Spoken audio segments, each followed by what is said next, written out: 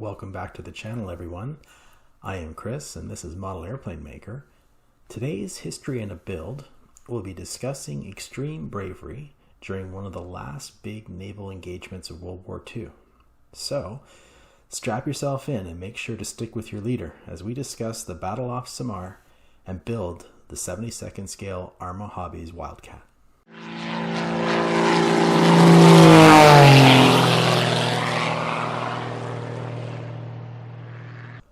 Although seemingly outdated at the beginning of 1942, the F-4F Wildcat was a fighter used off U.S. Navy carriers during the first battles of the South Pacific.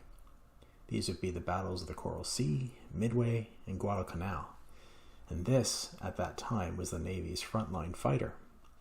It certainly was not as sleek or as impressive as the Corsair, and it did not have that brute presence of the follow-on Hellcat. Most of the accounts of the Wildcat relate to early war trials and tribulations, and in short, the book on the Wildcat was that it could take a punch, and it certainly could give one. But it was simply no match for the Zero in the skies in the South Pacific. Well, until it was used properly. You see, pre-war fighters still valued maneuverability for one-on-one turning dogfights, and this was one of the main design philosophies behind the Zero. Whether or not the Wildcat was designed to be a dogfighter, it definitely never amounted to one. And after some less than ideal encounters during the Battle of the Coral Sea, Wildcat pilots were warned not to engage in one-on-one dogfights with Zeros. Instead, they were taught team tactics, including the famous Thatch Weave, which allowed a team of 2 Wildcats to effectively cover each other and down tailing Zeros. Team tactics were later refined during the Guadalcanal campaign, where Wildcats would employ diving hit-and-run attacks on Japanese formations. When the Wildcat was employed as part of a team, it held its own, and it splashed a lot of Zeros. And since these team tactics worked, they continued to be employed by Hellcats and Corsairs until the end of the war. Grumman suspended the production of Wildcats in mid-1943 in order to start producing Hellcats, and from that point on, Wildcats were produced under license by the Eastern Aircraft Division of General Motors. Because it was a different manufacturer, the Wildcats built by GM were called the FM-1 and the FM-2. The FM-1 was pretty much identical to the last version of the Wildcat, the F-4F4, except they reverted back to 4 machine guns instead of 6 in the wings, and this allowed for additional ammunition to be carried. Pilots much preferred this layout because they could stay in the fight longer. The FM-2 is an improved version of the F-4F4, the key difference being a much more powerful engine, which required the fighter to have a taller fin than the standard Wildcat. Starting in mid-43, Hellcats gradually assumed the primary fighter role aboard fast fleet carriers. Wildcats were then used in secondary roles with the Marines and the Navy, and newly built FM Wildcats were operated from escort carriers. Now, escort carriers, or sometimes known as Jeep carriers, were about half the length and far lighter than fleet carriers. They were usually constructed atop commercial shipping hulls without armor and little armament, and this meant they were far cheaper to make, but they could be built quickly. However, that lack of armor or armament made them extremely vulnerable, and their hull design and propulsion meant they were very slow. So they were not meant to seek out and engage the Japanese fleet. Instead, they were meant to escort convoys where there was little risk of running into fleet units, or to support amphibious landings where they enjoyed the protection of their own heavier escorts. Now, I don't much know about training and practice or any of those sorts of things, because landing an airplane on a straight deck carrier takes a lot of courage, especially if you're the last one to come in. And that would be on a relatively big fleet carrier.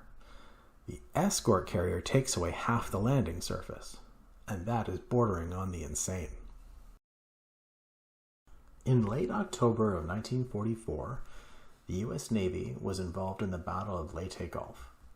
The the Japanese Navy, knowing that they were no longer a match for the US Navy, designed a complicated last-ditch battle plan involving multiple independent task units in the waters off the Philippines.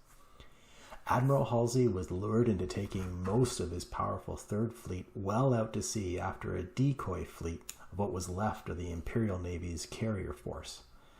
Basically, this amounted to one carrier without any airplanes on it. And this provided the opening the Japanese were hoping for. A Japanese surface force of battleships and cruisers, led by the super battleship Yamato, steamed towards the invasion beaches with the intent to destroy those invasion forces. And standing in their way were 3 slow carrier escort groups left behind to cover those invasion forces. The northernmost of these groups was a unit known as Taffy 3, and it was composed of 3 destroyers, 4 smaller destroyer escorts, and they were protecting 6 escort carriers. Certainly not a match for a Japanese force consisting of 4 battleships, 8 cruisers, and 11 destroyers. But they had no choice but to engage. The small destroyers attacked a much larger force in order to cover the retreat of the slow jeep carriers. Aircraft from those escort carriers, including FM-2 Wildcats, strafed and bombed the battleships, with little damage being done, and once they ran out of ammunition, they made multiple dry runs at these Japanese ships in an attempt to distract them and get the ships to stop firing at the jeep carriers. Despite sinking 2 escort carriers and damaging 4 others, for the cost of only 3 cruisers, the Japanese force ultimately withdrew. The destroyers of Taffy 3 and the aircraft off the escort carriers turned back the most powerful surface fleet Japan had sent to sea since the Battle of Midway. It seems the build always begins with a cockpit, doesn't it? Well, in this case, we get a good one. Arma Hobby has 2 versions of this kit, one regular and one expert set. And the regular, or actually both of them, come with a very nice injected molded cockpit. It's just that the expert set also includes this photo etch fret that is actually a perfect size photo etch fret for a kit like this. And what I mean by that is it has all the parts you need to dress up the kit, and there's no filler, there's no extra stuff like other manufacturers do. So you get some engine parts, seat belts, instrument panel, that sort of thing, and some levers. At first I thought that I was going to have some issues working photo etch, say seatbelts for example, on an aircraft of this size, but it's actually not that difficult.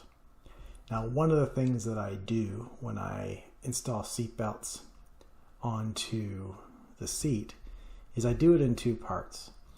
For whatever reason, I find that CA glue, which is what I use to attach them, gets a little stronger the more you leave it. So on night 1, for example, I'm going to glue all of the seatbelts to one part of the seat and not fold them. And then later on, the next day, what I'll do is very carefully holding the glued part down, I'll then curl the seatbelts over the seat in order for the seatbelts to drape naturally. I just find that if I glue and then fold right away, more often than not, the glue is not set or cured enough to hold the piece on and complete that aspect of the build. To glue the bits on, I use a needle that I've cut the eye open, so I almost have like a little tang or fork which holds just enough CA glue to glue on these parts. I recently built the Tamiya Wildcat, at least maybe about a year ago, and this little Arma Hobby kit has almost as many, if not more, components to its cockpit than the 48th scale kit has. So off in the paint booth, I have all of these individual pieces to paint. I'm using Gunzis H58 interior green, which is a great color to use. It goes on very nicely. And after I'm finished a couple of coats of the paint in the cockpit, I'll take my fine brush, which is about either a 00 or a 000, and there's certain instruments or dials that just need to be picked out in either black or might be yellow. And there's also an oxygen bottle that needs to be picked out in yellow as well.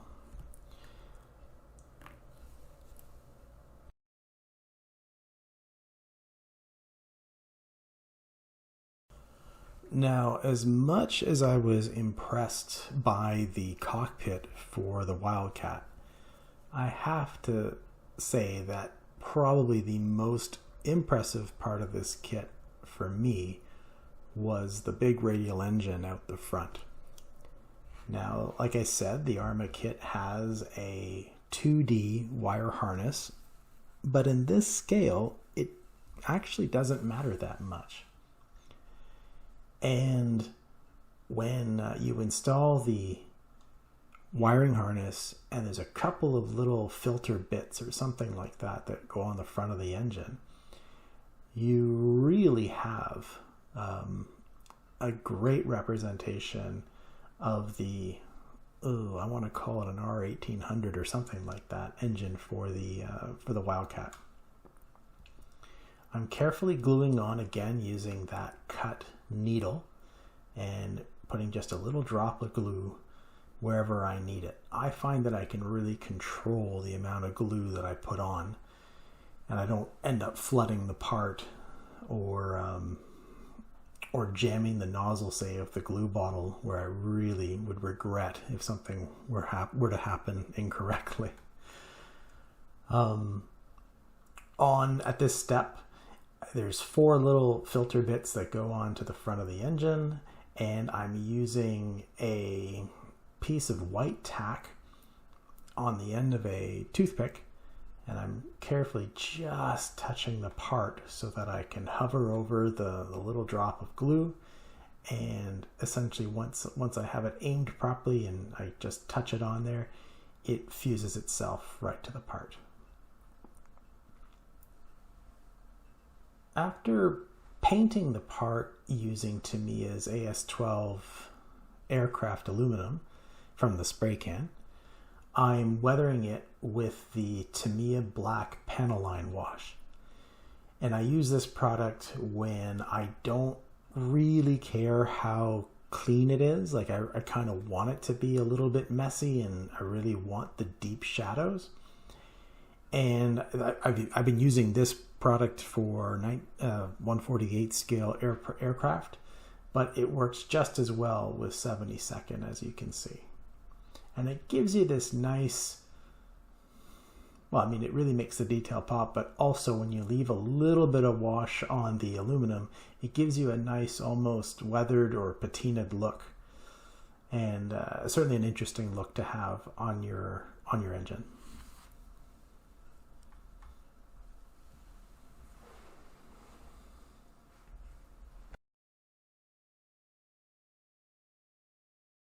So we've gone over the cockpit, which is great. We've gone over the engine, which is also great. Now we're getting into the Wildcat landing gear. And I'll have to say that Arma was very ambitious designing it in this multiple part way. And it really mimics, I'll say that it really mimics the spindliness of the Wildcat's landing gear very, very well.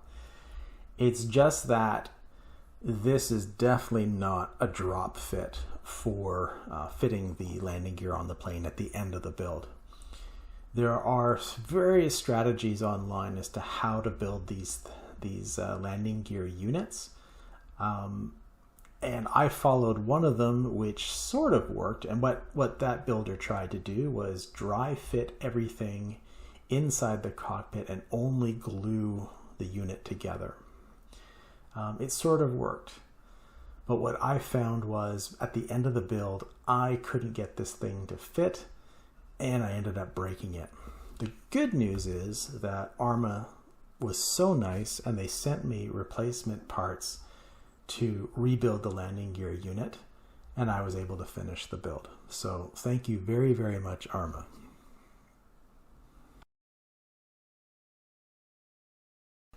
After painting the cockpit components, there are some decals that need to go on. Most of them go on the front instrument panel, but there are a few that go on the side walls. There's some instruments or panels that go on the side walls of this kit. And then after those went on, I gave it a nice easy panel line wash using MIG ammo panel line wash. I think it was brown.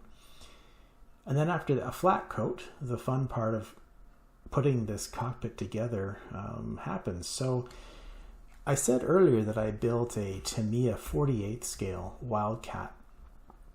And, you know, I think that this 72nd scale kit is far more detailed in terms of its cockpit set.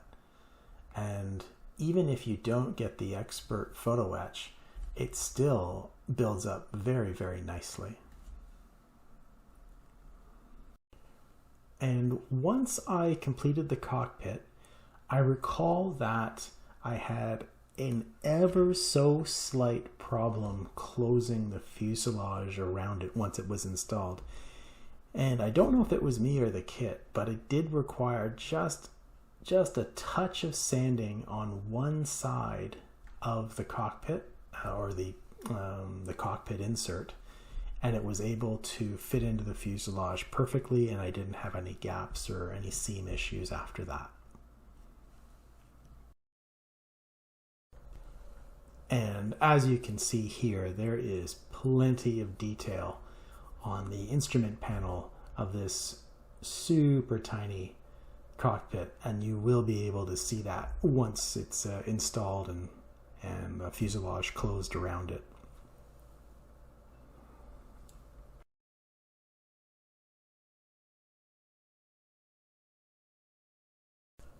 This is one of those steps that you mustn't forget. So don't forget to drop in the propeller spindle before you install the face of the engine or the crankcase for the engine. An easy thing to forget, and then it becomes a kind of a pain to fix it afterwards. The crankset just goes right on the front. There's a notch for it. And then what did I do after this? I basically fit all the wires to the individual cylinder heads and called it a day with that.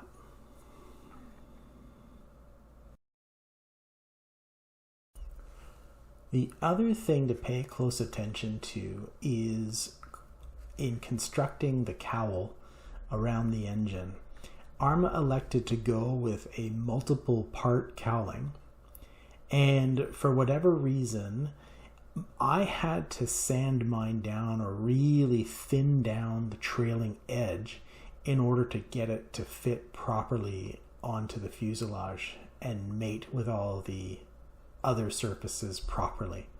The stock piece just left too much of a gap, or too much of a step rather. So I just used the X-Acto knife, a scalpel, and I sanded it and I feathered it really, really thin, and I was able to fit it over the firewall. And the same thing occurred with the absolute front of the cowl. So I don't know if you can see, but that edge that I'm gluing right now, I had to shave off a bit of material to get that to be very, very thin, because otherwise that lip or edge would interfere with the cylinder heads of the engine. And with a little bit of work and sanding, it fits perfectly right on there.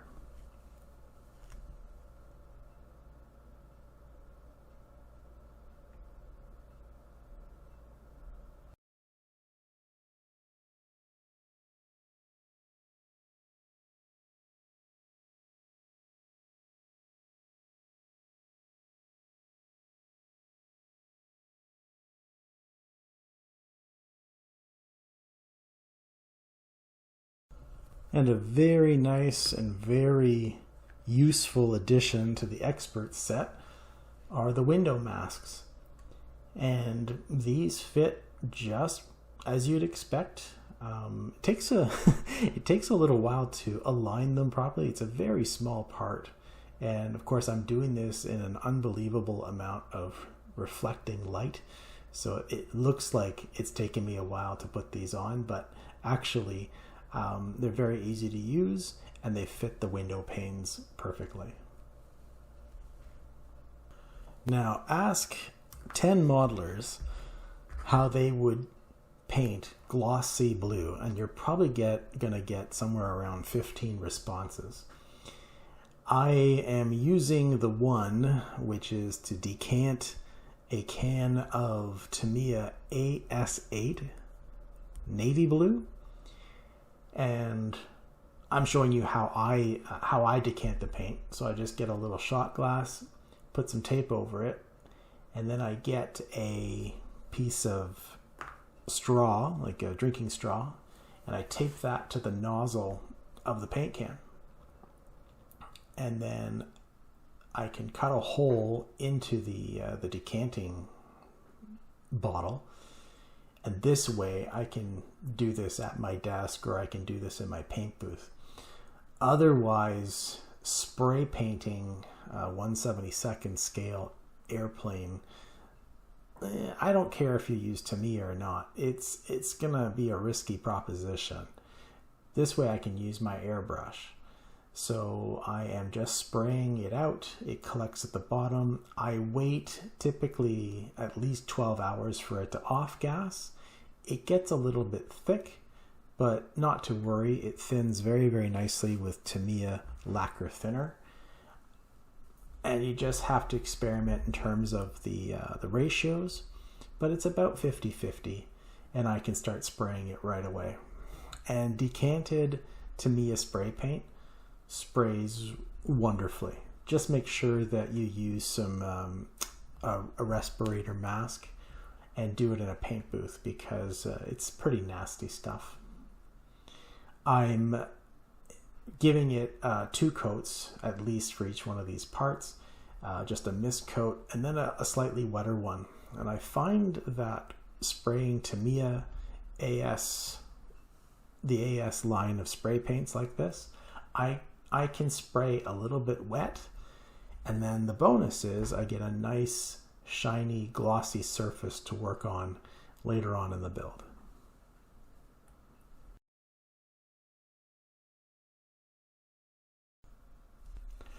There is certainly a challenge when trying to hold a World War II single-engine plane and attempt to paint it at the same time.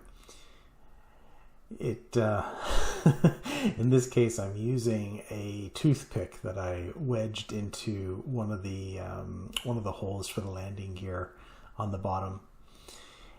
And I really should be painting with some gloves on, especially if I'm holding it like this, because as you'll see, I am definitely going to paint my hand in this exercise. I start with a light coat just to get some paint down. As you'll see, I want to keep a wet edge as much as I can, and that allows the paint to blend a little bit. And you'll also notice it's a fairly light coat. I'm not obliterating that black painting underneath by spraying it this way. And this paint, this AS8 Tamiya Gloss Blue, it dries relatively quickly. So I can put on this light coat and then go over it almost immediately with a heavier coat, as you'll see.